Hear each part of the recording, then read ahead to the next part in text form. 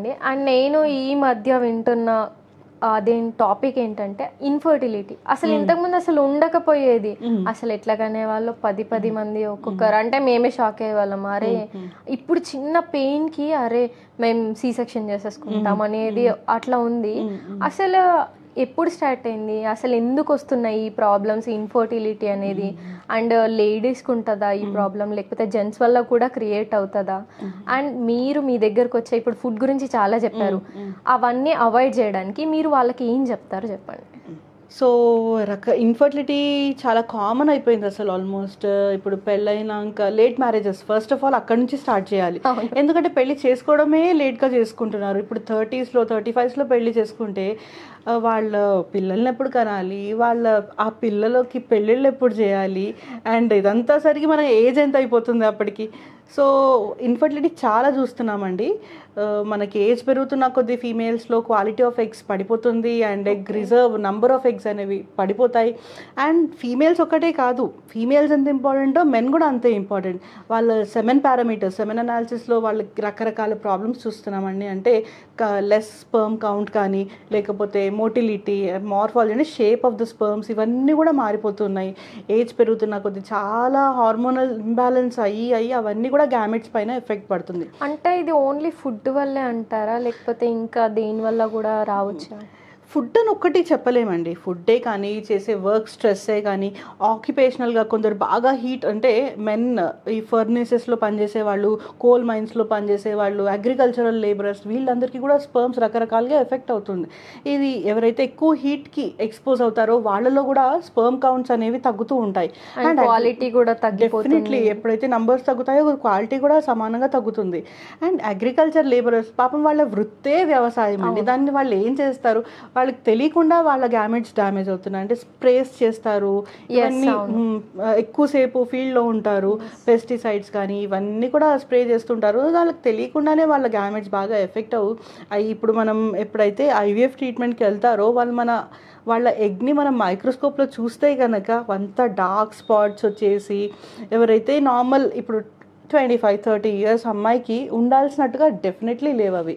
ఇవంతా కూడా మనకి తెలియకుండా జరిగే ఎక్స్పోజర్, కానీ అన్అవాయిడబుల్ డ్యామేజ్. అది మనం ఏది అవాయిడ్ చేస్తామంటే మన చేతిలో ఉన్నవి, లైక్ కొంచెం స్ట్రెస్ లెవెల్స్ కంట్రోల్ చేసుకోవడం, అంత మెడిటేషన్, యోగా ఇలాంటివి, కొంచెం ఈ రూట్స్ తీసుకోవడం, కొంచెం spirituality, these are all helpful అనమాట. మన స్ట్రెస్ని కొంచెం తగ్గిస్తుంది. స్ట్రెస్ ఉంటే కూడా బాగా స్టీరాయిడ్స్ అనేవి బాడీలో ప్రొడ్యూస్ అవుతూ డ్యామేజ్ చేస్తుంటాయి, ఇన్ఫర్టిలిటీని కాజ్ చేస్తుంటాయి. సో ఈ చిన్నవి. అండ్ ఫుడ్ అనేది ఇంకా అవుట్ సైడ్ ఫుడ్ అవాయిడ్ చేయడం, high fatty food, deep fried food, sweets, మయోనీస్లు, ఇట్లా మనకి ఐస్కి టెంప్టింగ్గా అనిపించే ఫుడ్ కొంచెం అవాయిడ్ చేస్తే, ఏది టెంప్టింగ్ అనిపిస్తుందో అదే తినకూడదు, కొంచెం తక్కువ తినాలి. ఏమన్నా కావాలంటే ఓకే ఇంత తినే బదులు ఇంత క్వాంటిటీ తగ్గించి మోతాదుగా తింటే కొంచెం మనం న్యాయం చేసిన వాళ్ళం అవుతాం మన బాడీకి. ప్రెగ్నెంట్ అవ్వాలి అనుకుని వచ్చిన వాళ్ళైనా సరే లేదంటే అయిన వాళ్ళైనా సరే మీరు ఎట్లాంటి పద్ధతులు చెప్తారు? లైక్ ఇప్పుడు కొందరి దగ్గర ఉన్నాయి no screen, no sugar, exercise compulsory, ఇట్లాంటి మీరు మీ పేషెంట్స్కి ఏం చెప్తారు?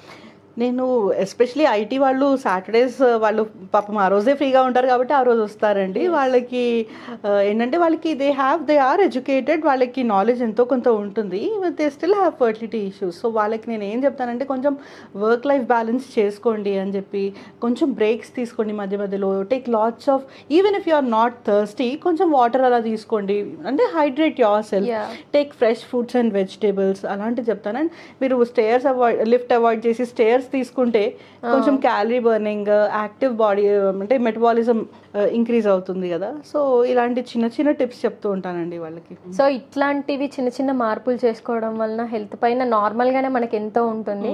అండ్ ప్రెగ్నెన్సీ విషయంలో నిజంగా మీరు అన్నట్టుగా ఇట్లాంటి కంపల్సరీగా తీసుకోవాలి.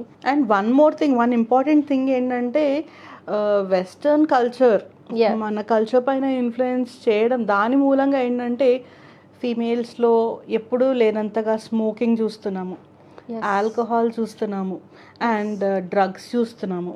So they are taking so ఇవన్నీ కూడా గ్యామెట్స్ని డ్యామేజ్ చేయడం కానీ, ఒకవేళ ప్రెగ్నెన్సీలో ఇవన్నీ కూడా అవాయిడ్ చేయాల్సిందే. అది సీరియస్లీ అంటే నార్మల్గా కూడా ఇప్పుడు చాలా మందిని చూస్తున్నాం, ఆల్కహాల్ కానీ లేకపోతే స్మోక్ కానీ, దీనివల్ల ప్రెగ్నెన్సీ పైన ఎంత శాతం ఉంటుందంటారు? అసలు ఆల్కహాల్ తీసుకున్న వాళ్ళకి డెఫినెట్లీ డైరెక్ట్ ఎఫెక్ట్స్ ఫీటస్ పైన ఉంటుందండి. అండ్ స్మోకింగ్, డ్రగ్స్ ఇవన్నీ చేసే వాళ్ళకి బ్లడ్ సర్క్యులేషన్ అంతా తగ్గి చిన్న బేబీస్ పుట్టడం ఆర్ అబ్నార్మల్ బేబీస్ పుట్టడం ఇలాంటివన్నీ జరుగుతున్నాయి.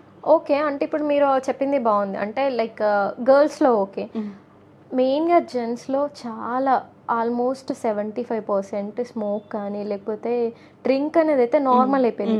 సో దీనివల్ల ప్రెగ్నెన్సీ ఇష్యూస్ ఏమైనా వస్తాయా? ఎస్, డెఫినెట్లీ వస్తాయి. వాళ్ళలో చాలా ఫర్టిలిటీ ఇష్యూస్ చూస్తున్నామండి. అంటే బిఫోర్ అండ్ ఆఫ్టర్ ఇప్పుడు మనం when couple comes to us, ఇవి లేదండి మీరు స్మోక్ చేయకూడదు, లేదండి ఆల్కహాల్ స్టాప్ చేయండి అని చెప్పినాక వాళ్ళు మానేసిన సర్టన్ పీరియడ్ తర్వాత ఒక 6 months తర్వాత when we analyse the semen అంటే when we do a semen analysis, మనం సెమెన్ టెస్ట్ని మళ్ళీ రిపీట్ చేస్తే అక్కడ రిఫ్లెక్ట్ అవుతున్నాయి కదా పారామీటర్స్ అన్నీ కూడా.